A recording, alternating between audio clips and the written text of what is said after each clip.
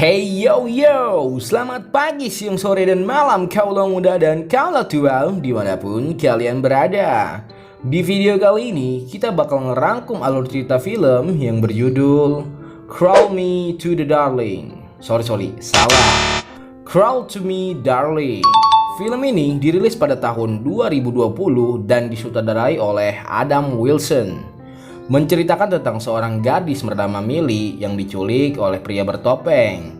For your information guys, pria bertopeng di film ini tuh bukan Satria Baja Hitam atau pria bertopeng di Crayon Shinchan ya, melainkan pria bertopeng psikopat yang menculik wanita untuk kepuasan ia sendiri. Lanjut ke ceritanya. Setiap harinya Millie disiksa dan disetrum oleh pria bertopeng itu. Ia juga dipaksa untuk menuruti semua perintah dari pria bertopeng itu. Akankah Millie selamat dan berhasil keluar dari cengkraman pria itu? Makanya langsung aja kita rangkum filmnya.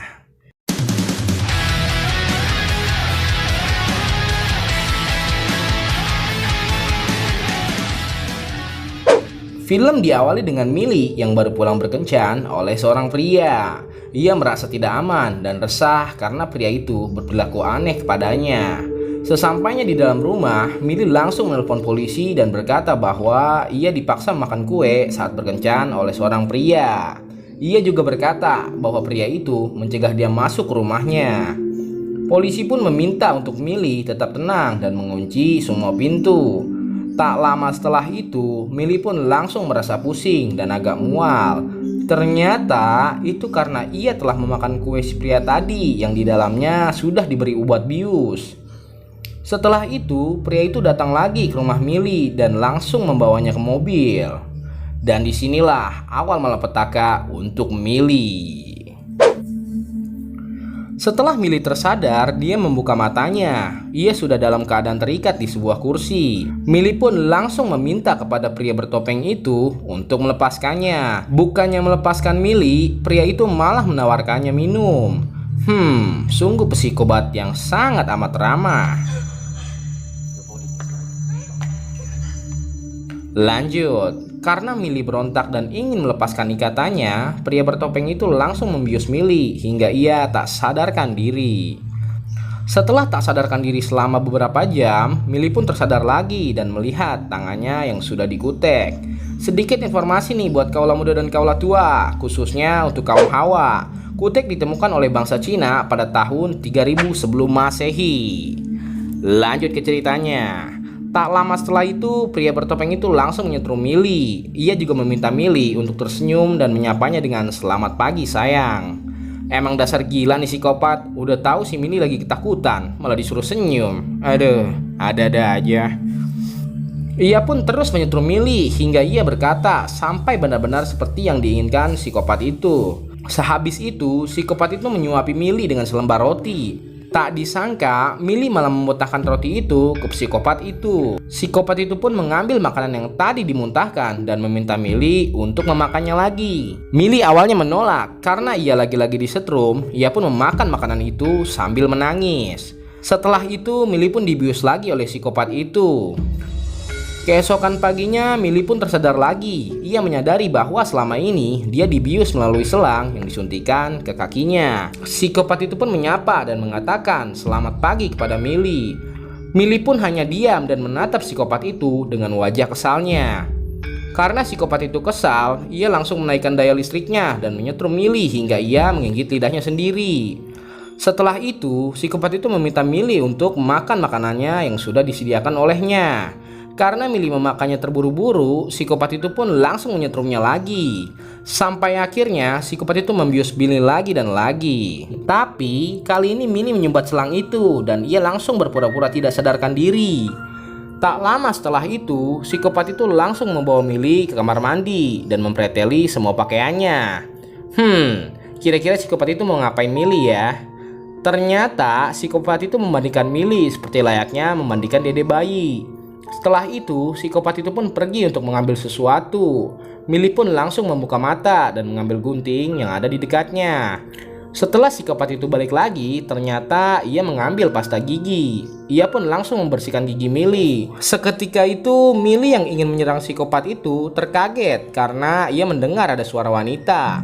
Millie pun jadi mengurungkan niatnya untuk menyerang psikopat itu.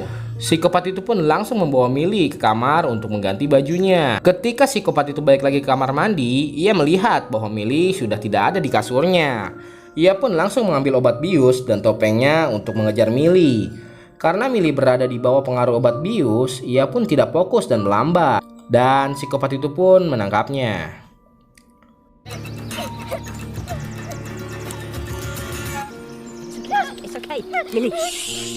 Millie terheran karena psikopat itu tidak memakai topengnya. Psikopat itu pun langsung memakai topengnya dan membius Millie hingga ia tak sadarkan diri. Setelah tersadar, Millie langsung disuruh menggigit centong sayur agar ia tidak menggigit lidahnya saat disetrum. Psikopat itu pun langsung menyetrum Millie hingga dirinya pingsan lagi. Keesokan paginya, Millie tersadar dan terheran karena dia dibawa oleh wanita yang tadi ia dengar suaranya. Wanita itu pun meminta Millie untuk kabur dan pergi meninggalkan rumah psikopat itu.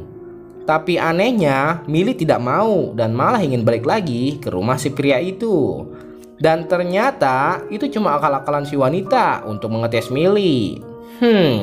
Wanita yang sangat amat licik. Sesampainya di rumah, si pria itu langsung memarahi dan mengambil cincin yang ada di wanita itu. Ternyata Doski adalah istri dari psikopat itu. Psikopat itu pun langsung melamar Millie dan ingin menikahinya 2 hari lagi. Anehnya, Millie mengiyakan lamaran psikopat itu. Sepertinya otak Millie sudah tercuci oleh psikopat itu. Scene pun berpindah ke si wanita yang merobek gaun pernikahan yang dipakai Millie untuk pernikahan dengan psikopatnya nanti. Psikopat itu pun mengetahui hal tersebut, tapi anehnya ia malah merangkul wanita itu dan menceritakan kejadian pada saat psikopat itu jatuh cinta kepadanya. For your information guys, ternyata Doski sama seperti Millie. Ia diculik oleh psikopat itu setahun yang lalu. Mungkin psikopat itu sudah bosan dengan wanita itu, makanya ia menculik Millie. Ternyata psikopat itu doyan kawin juga ya. Lanjut.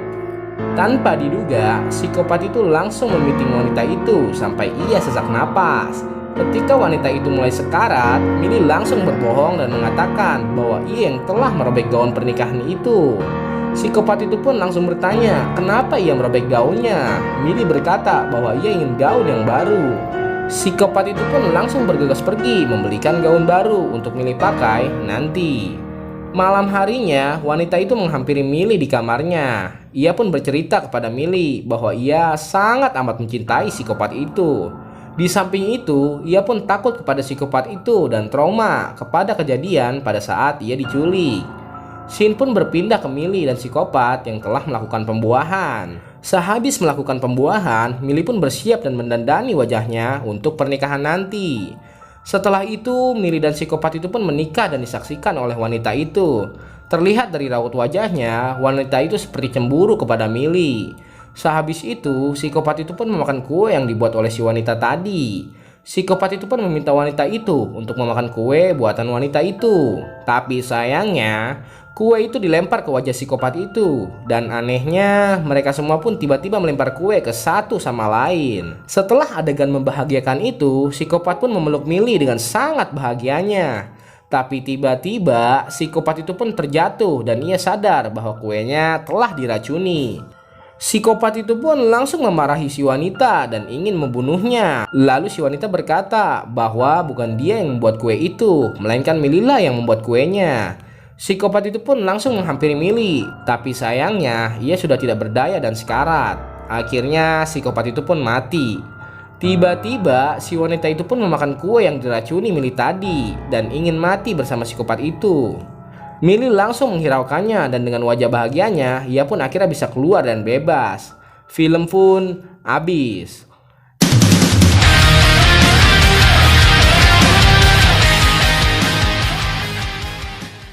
Nah, bagaimana kaulah muda dan kaulah tua filmnya? Kalau menurut saya sih filmnya biasa aja dan alur ceritanya rada membingungkan. Alangkah baiknya sih kalian nonton filmnya secara langsung biar lebih mengerti. Segitu aja rangkum alur cerita film kali ini. Saya pamit undur diri dulu. Salam Parku.